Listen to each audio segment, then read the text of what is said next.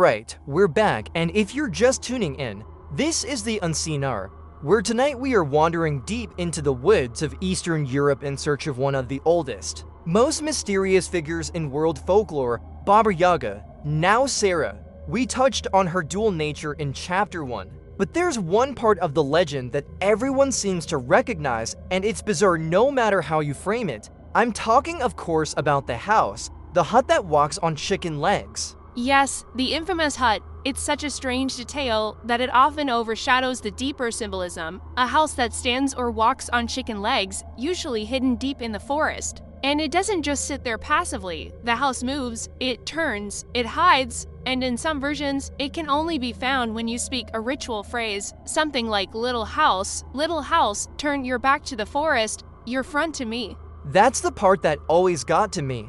The idea that it's not just a place, it's aware of you, it responds to you, and you have to know how to talk to it or you'll never find the door, or worse, you might end up on the wrong side of it entirely. Exactly, and that speaks volumes about the nature of the stories. This isn't a fairy tale setting like a gingerbread house in the woods. This is a guardian of mysteries, a boundary that you can only cross if you've been tested or chosen. And if you fail to speak the phrase, sometimes the hut just spins endlessly, or it turns its back to you, refusing entry. There's almost an initiation element to it, like a rite of passage. If the hut opens to you, maybe you're meant to face what's inside, and if it doesn't, maybe you were never ready in the first place. Very much so, the house becomes a filter, a spiritual test of sorts. It's not just protecting Baba Yaga, it's protecting the boundary between the known world and the unknown. If you think about the forest as a metaphor for chaos or transformation, the house is the doorway,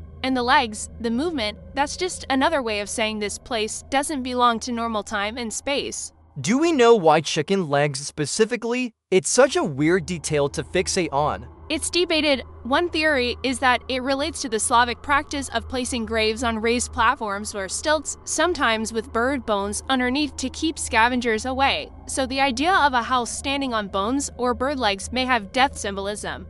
Others say chickens were seen as magical creatures because of their role in fertility and sacrifice, but whatever the origin, the image stuck, and now it's inseparable from the legend. So Baba Yaga lives in a walking house made of bones, hidden in the forest, and it only opens when you speak the right words. That already sounds like the setup for a nightmare. And then it gets worse, because surrounding the hut is often a fence made of human bones, usually topped with glowing skulls. Sometimes the eyes are still lit, sometimes they're watching. In some stories, one post is empty, and that's the moment you realize she's expecting a guest, and that guest might be you. There's something uniquely horrifying about that, a sort of grim hospitality. The idea that death is waiting, but waiting politely, with your spot reserved. And that contrast is important. Baba Yaga doesn't jump out from the shadows. She waits, she listens, she watches, she prepares. The horror isn't sudden violence, it's the slow realization that you've walked too far into the forest,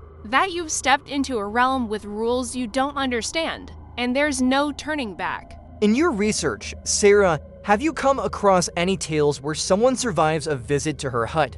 Is there ever a way to escape? Yes, and that's part of what makes her so fascinating. She's not just a predator. In many stories, she helps the protagonist, but only if they're clever, respectful, and brave. There's a recurring theme of testing where she might set impossible tasks, like separating poppy seeds from soil or weaving something from nothing, and if you succeed, she might reward you, or at least let you go. So again, we come back to that duality. She's a monster and a mentor, depending on how you approach her. Exactly, she's the ancient voice that says, prove you're worthy, and if you are, she might give you wisdom, a magical item, or safe passage, but if you fail, she will kill you and eat you, and she won't even raise her voice while doing it. And that makes her so much scarier than a cartoon witch, because she doesn't care whether you're good or evil. She cares whether you understand the rules, whether you can adapt. Yes, and those rules are never clearly spelled out. That's what makes the journey so dangerous. You're stepping into her world, and she won't guide you unless you earn it.